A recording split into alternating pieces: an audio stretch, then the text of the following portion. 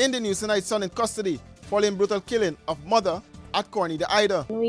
When came out, we saw her son, the small one.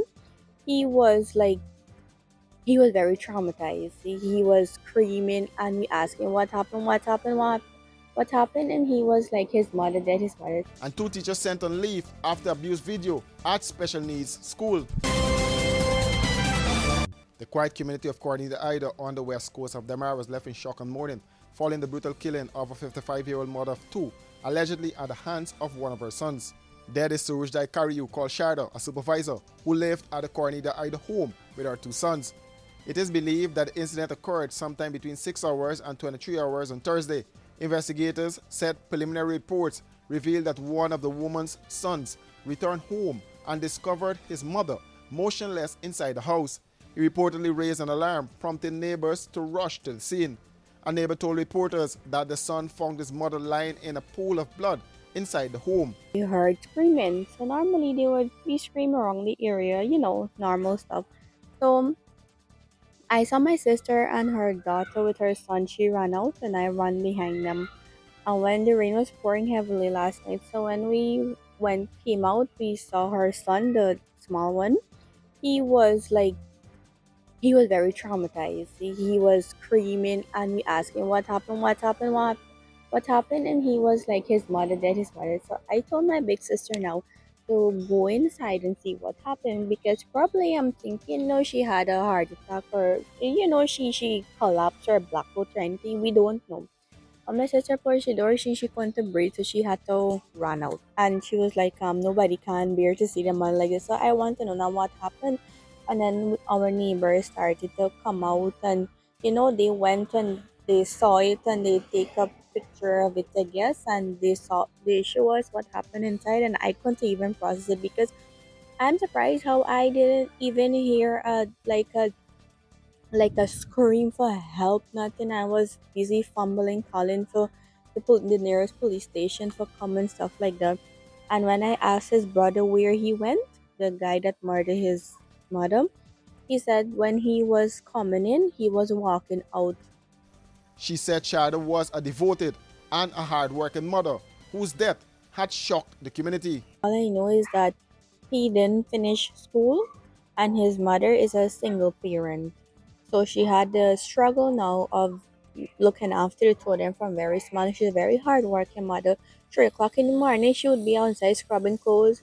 You would hear she's cooking, and this happened for a good 15 years straight. And she just go her way straight and come her way straight and work very hard for her 2 children. She believes more needs to be done to address domestic violence. Words can't come out as to what to say can be put in place, because the domestic violence is very high in this country from my perspective. And you would see somebody got murdered, somebody got stabbed, and something happened to somebody. And next 2-3 weeks or month, they are off, they are free. And I can't see why the system is like this, that you are letting people go. Like, somebody needs to make an example of domestic violence in a harsh way, that no citizen would even think about committing domestic violence again to another citizen. Police said the woman's 24-year-old son, a construction worker who also lived at the address, was seen inside the house and was later arrested. He remains in police custody as investigations continue.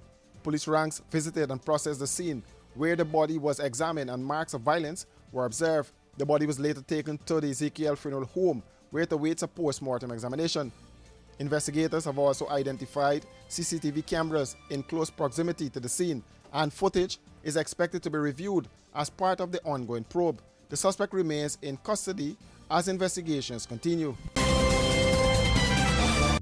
Washi. Hi people. Washing made so easy since I found Washi.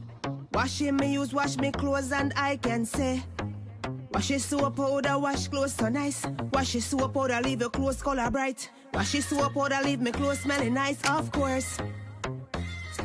So give thanks to Washi soap powder for doing my laundry right. Keep my clothes color bright. Have my clothes smelling nice for sure.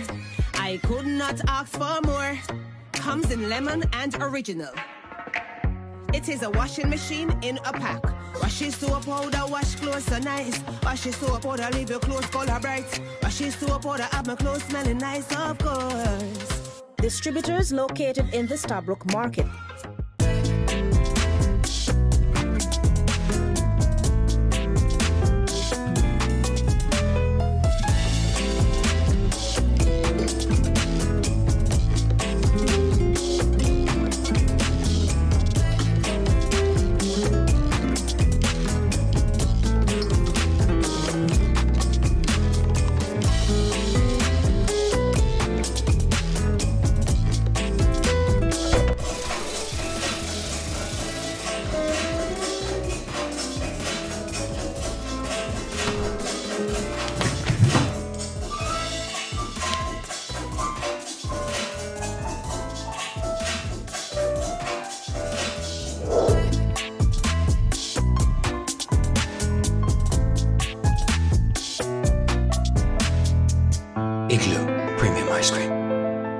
good things must come to an end.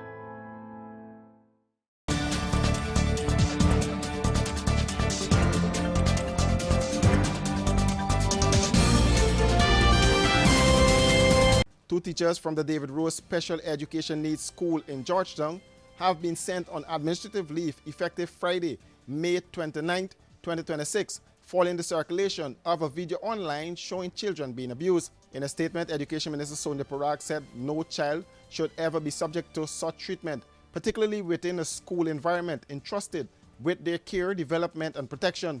She emphasized that children with special educational needs deserve patience, compassion, dignity, and love, and must learn in spaces where they feel safe, supported, and valued. The Ministry of Education has confirmed that a full and impartial investigation will be conducted, with reports and recommendations expected by Monday, June 1st, 2026. Minister Parag assured that the ministry will exert the full extent of its authority and resources to ensure the matter is addressed urgently and appropriately. She acknowledged the distress caused to parents and families, stressing that trust placed in the education system must never be violated. As an immediate step, she announced plans to establish a board of governors for the institution, including parents' representation, to strengthen oversight and accountability. The Ministry of Education reaffirmed its commitment to ensuring that every child in the education system is protected and treated with dignity.